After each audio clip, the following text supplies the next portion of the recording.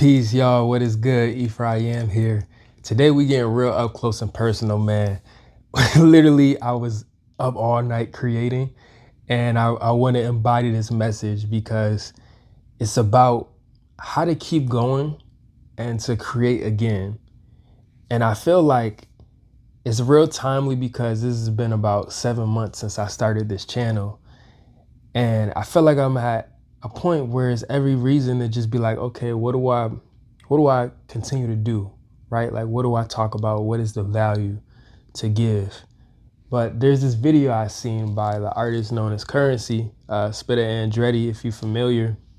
You know, he's somebody that's been dope and a real inspiration, really because of his independent grind. Even the work he's done with Wiz, you know, Alchemist, plenty of other greats, Larry June. But he also was in a video giving some gems. He was just talking about, similar to a parable, if you ever hear of, like, you know, the man that keeps digging for gold. And he was saying a lot of artists, a lot of independent creatives, or just creators in general, they get to this point where they feel like they're burning out. They feel tired, and they feel like they can't, you know, withstand the pressure, the grind that they're going through. And he was just saying, you know, when you get to that point, that's really when you should keep going, because that's when the universe, you know, that's when God really be testing you, and he wants to see if you're gonna keep pushing forward to this point where you're actually like right before the money, you're right before the success, you're right before reaching gold, like quite literally, and whatever it is you're doing. But I feel like so many times at this point, you know, we get somewhere just in between. Maybe we get started. I think about me, like my creative process, you know, you start to get a routine, a feel for it, and it becomes normal, right? It becomes normalized. Wake up every every week, and usually not like not always like right before I'm releasing these videos, but now I kind of have a feel for like, all right, I create a video, I just want to release it. And sometimes it helps me to just feel the pressure like at that last moment. But I've noticed that it's just become like a second nature now. And sometimes we can feel like we talk about so many things. What is there really to talk about?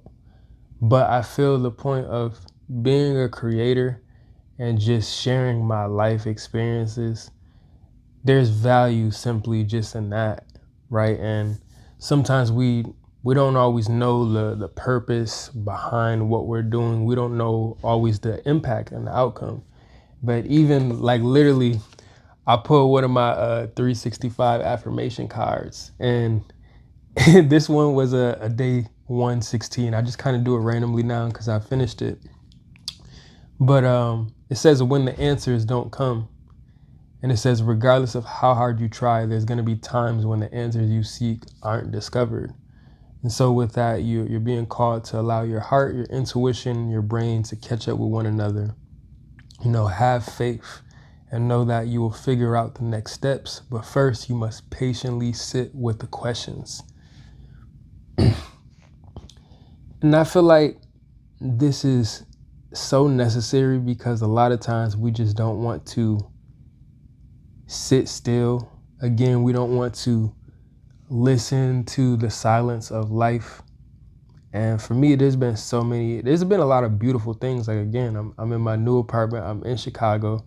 So it's like I've reached these certain goals that I set out, right? But it's like, now what are my new goals?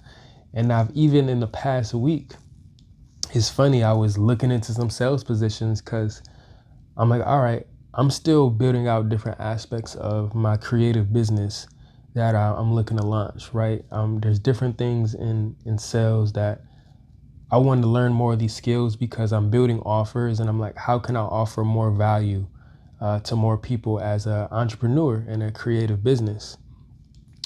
And specifically, also creative businesses that they don't have to be exactly like me, but maybe we share similar experiences, right? Maybe they're looking to go the creative funding route that I'm going. Maybe they they are looking for resources, right? And if I'm like, I know I've been able to achieve this, right? I've received multiple grants. I know I've been able to successfully host events, right? I've been able to collaborate with other creatives and find the resources to bring people together. Why don't I share that experience with someone who could also benefit from it? And so I'm saying all that because I'm like, all right, well, there's certain things that I feel like I haven't learned yet, right? And I know sales being one of them. I think it's oftentimes difficult for a lot of creatives, just for a lot of us in general, maybe to pitch and present the value that we have to other people. And this might come just in general for for a lot of people, but specifically when you're an artist, right? When we're talking about what is my value, what is my worth, right? How do I quantify or qualify that to bring to someone else? And so for me, I've been like in the process of doing that, and I think that's a very important part of being an artist is knowing your value, knowing your worth, right? And for me, I think there's such a, not even just I think, but like I think about it and I just know there's such an important integrity and character piece to what I'm doing, to where like I know I can make some money. Like I know how to make some money, but I'm not just gonna do anything for money. Like literally for real. I'm not gonna do just anything for money, no diddler. Not doing that. And what I'm saying is even in my previous experience, like being an engineer, it's just like, nah, like this is cool and it pays well, but it's not letting me express myself in the ways that I want to. It's not letting me be creative and be in that other side of my brain, of my mind. So being in a position now where it's like, okay, I applied to these sales roles and I was actually, I was denied for one, I was rejected for one. And there was a couple others that also just didn't align. There's some other calls I had that didn't align. So this is where I would say, even going back to the past video that I did on rejection for redirection, I feel like it's so important to talk about rejection because in the process, right, in the creative process and along the journey, I've been rejected in so many different ways, man. And it's not even just one particular place, one particular person or opportunity. It's been multiple. Like even coming to Chicago, there's like, okay, you meet people, but everybody's not going to be for me, and vice versa. Like I'm not for everybody, like 100%.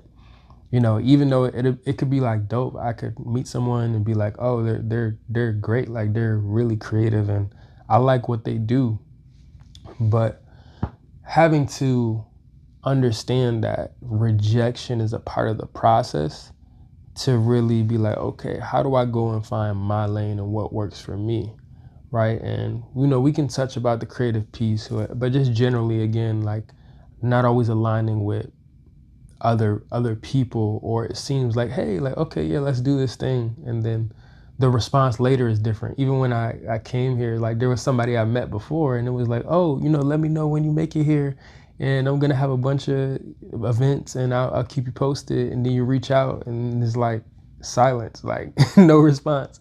And not only that, but no response, but then you like the message, so I know you seen the message, but it's cool. You not giving a response is your answer. And I've had to come to terms with that, and definitely acceptance and peace, because it's like, that's great because it allows me to have discernment and also having standards for like, what do I value from me, right? What is my standard and the baseline of what I'm gonna accept? And it's like, oh, okay, cool. If that's not meeting my expectations, then that's valid, because now I'm not gonna put no more energy here. And it's just helping me get more and more efficient with that, right? But also when it comes to the topic of like these roles, so I applied for some sales positions because I'm like, I want to be able to better communicate, to better speak to people, and like literally knocking on people's doors That's some of the roles that I've been looking at. So I went and I found this position for a company called Ion, and basically it is a 1099, so it's self-employed. It's like a contract role, and they're like, hey, you can be flexible on your schedule. These are the times that we usually go, but you can do it as much or as little as possible. And there's some other people who are going to help train you and whatnot, but literally you're knocking on doors and you're telling people about the benefits of switching over to solar energy, like getting solar panels installed and stuff. And then like you get a commission off of setting up meetings. And even when I'm done, like I don't have to do anything more. There's a sales guy that comes in. If he makes that sale, I get a commission from that. And I'm just like, boom, like, okay, like cool. And it's just dope to see, man. Like I have no idea. In fact, I was with somebody and I had my first conversation and it started raining. So it really wasn't even a conversation. I spoke to somebody, but I don't even know if she was really speaking English. But she was just kind of like, nah, like didn't come outside. But the person I was with, he spoke to somebody who wanted to set up an appointment because they were a new person in the area. And it's like, okay, I still get credit just because I'm new, like for that appointment. So literally next week, I'm expecting like, all right, wow, I'll probably get paid for the first time already. And it's just funny to see like how quickly an opportunity can present itself. And I had no idea about this, but it really fits what I'm doing right now.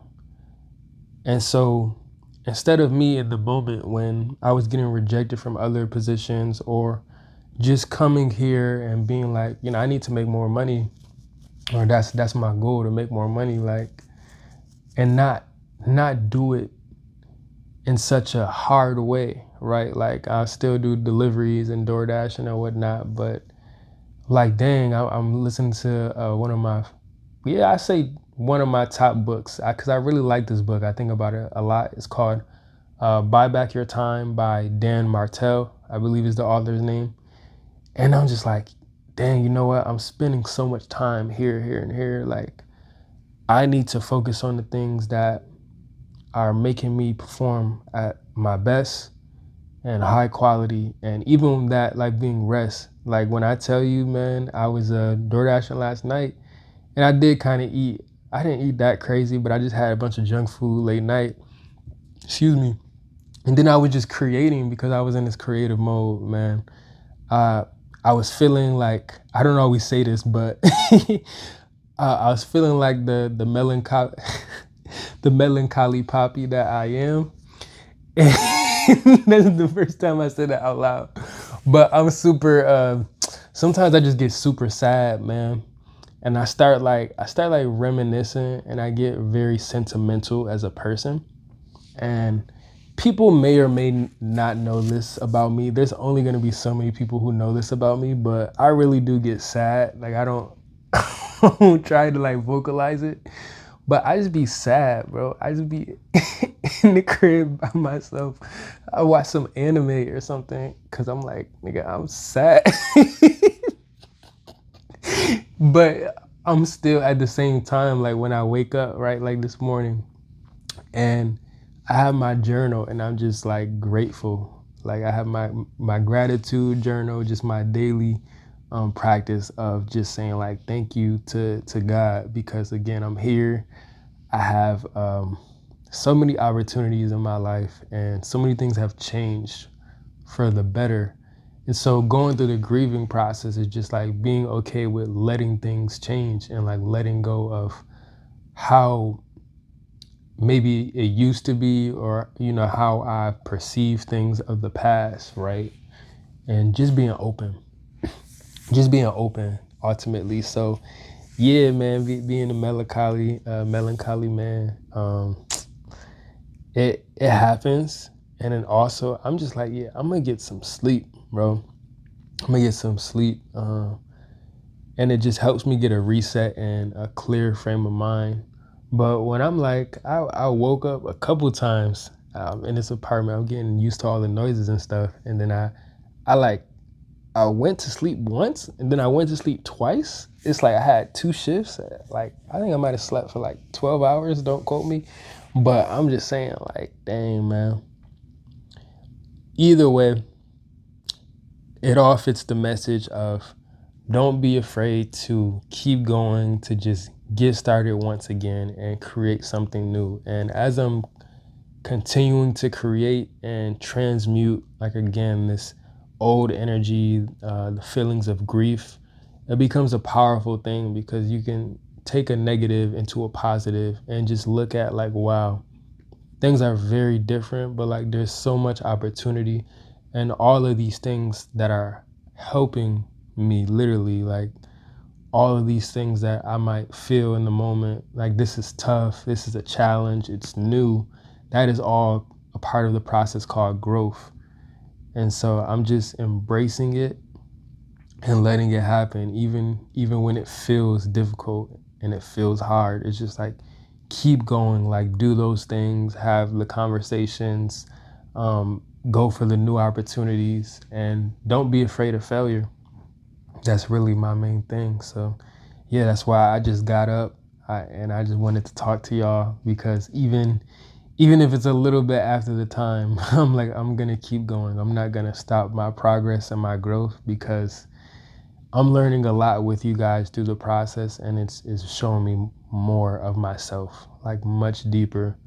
So yeah, thank you guys for listening, and keep creating because that creative mind, that creative energy, I feel like it's truly what keeps us alive. So yeah, keep going. Ephraim out. Peace until next time.